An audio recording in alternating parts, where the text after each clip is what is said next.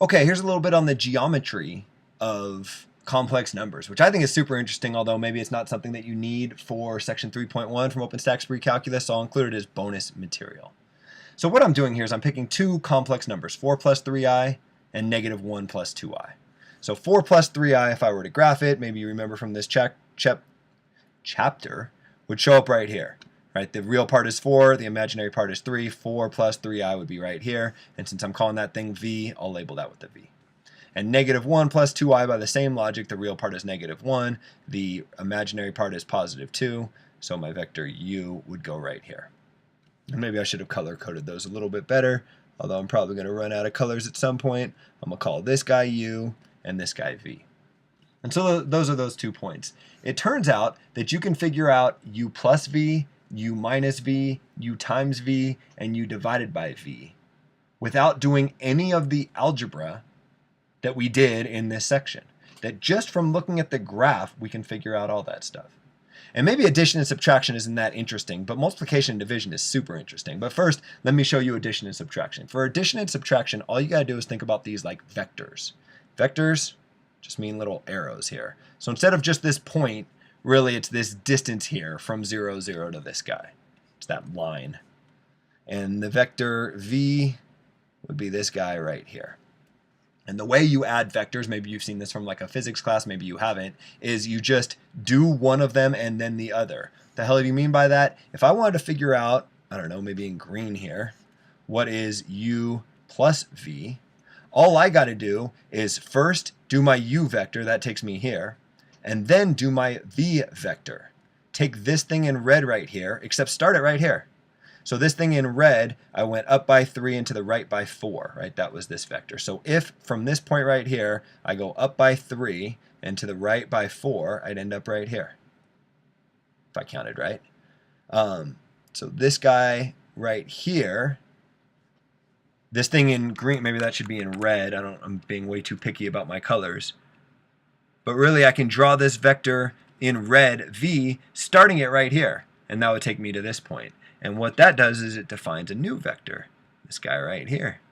The one that starts at the origin, it ends at this point. Note that this point right here is, it looks like it's 3 plus 5i. This point is exactly u plus v. And you can confirm that if you don't believe me. You could say, well, u plus v would be 4 plus 3i plus negative 1 plus 2i. And sure enough, when you combine like terms, the 4 and the negative 1 gives you a 3, the 3i and the 2i gives you 5i. So I get 3 plus 5i, which is hopefully what I had right here, 3 plus 5i. Okay, I can tell you're not very impressed. I'm not that impressed with that, but that works. That you can add vectors without ever doing that. I just did this to check it. I could have done it just from the graph. And in fact, you can do the same thing with subtraction. I'm not going to waste your time on subtraction. It's the same idea. It's just if you're subtracting a vector, you do it in the opposite direction. So instead of going in this direction for v, if I wanted u minus v, v would have kind of shot down this way. That would take me down somewhere here, and that would be u minus v. Okay, cool. What about u times v? Well, this is where things, in my opinion, get interesting. Turns out you can figure out u times v without ever doing the kind of complex algebra of multiplying this guy times this guy. And the way you do it is you have to determine 2 things. You have to figure out the angles that define these vectors. So by that, I'm talking about this angle here and this angle here. And if I want to figure out u times v, what I do is I add up those angles. So I go this far around and then this much further around. So I got to kind of tack that on, and it brings me somewhere down here. Right, if you tack on this angle to this guy here, somewhere down here. So the blue plus the red more would take me approximately to right here. And that tells me the direction of my vector. My answer to u times v is going to be somewhere on this line right here. But how far do I go? Well, to figure out how far I go, I just have to figure out how long the red vector is and how long the blue vector is.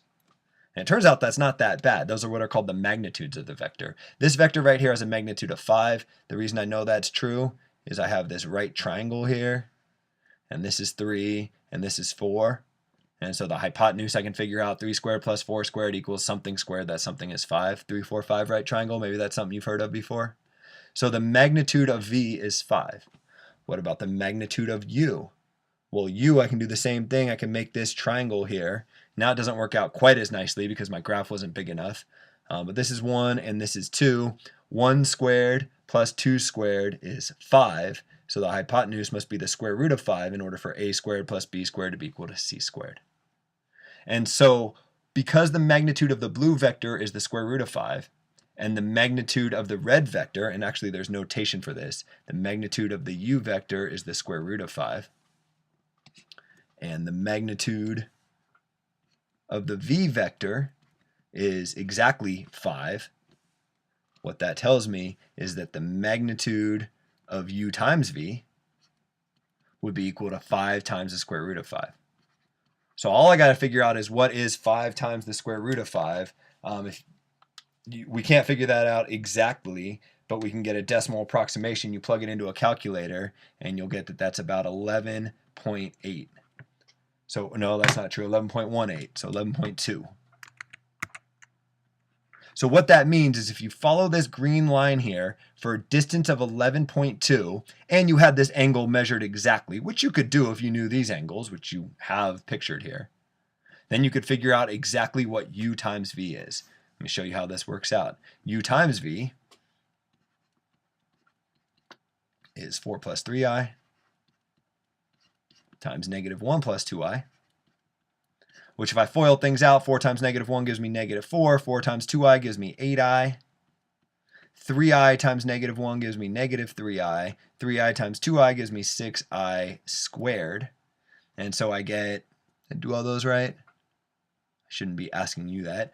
6i squared is 6 times negative 1, which is negative 6. Negative 6 and negative 4 is negative 10. 8i and 3i give me negative 5i. So, no, positive 5i, sorry. So negative 10 plus 5i, where would that be on my graph? Well, negative 10 would be way out here. There's negative 9, there's negative 10. Positive 5 would be right here. And it appears that ends up right on this line that I began to draw. This point right here. It appears that this is u times v. We can confirm that answer. We can check the magnitude of this vector because now we know the coordinates of this point.